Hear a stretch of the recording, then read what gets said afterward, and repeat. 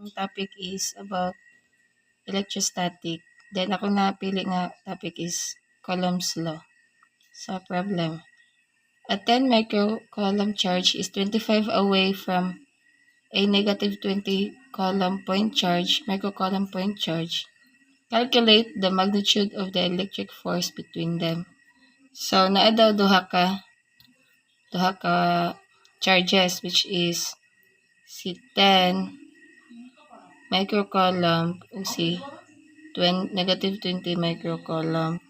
Siya sa positive, then siya sa negative. Ato siya i-assign as Q1, then kini siya si Q2. Then nakabutan diri kay ang distance daw nila sa each other is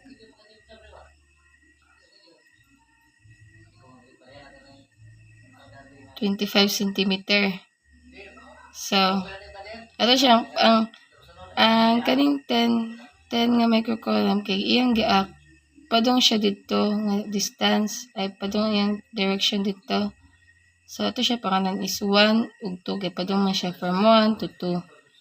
Then kini po si F pa negative man po siya, so pangalan po siya F1, 2 ug 1. Then pagkuha na to sa force na to is gamitan na to siya sa formula which is force is equal to K Q1 Q2 over R squared.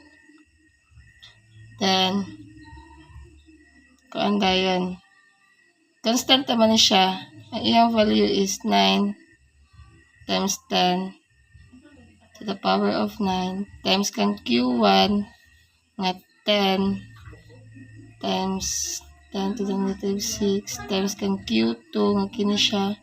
Pwede na siya wala siya negative nga kuan sign kay understandable naman siya.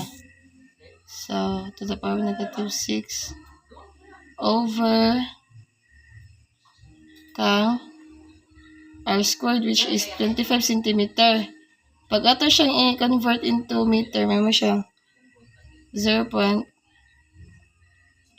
Which is 0.25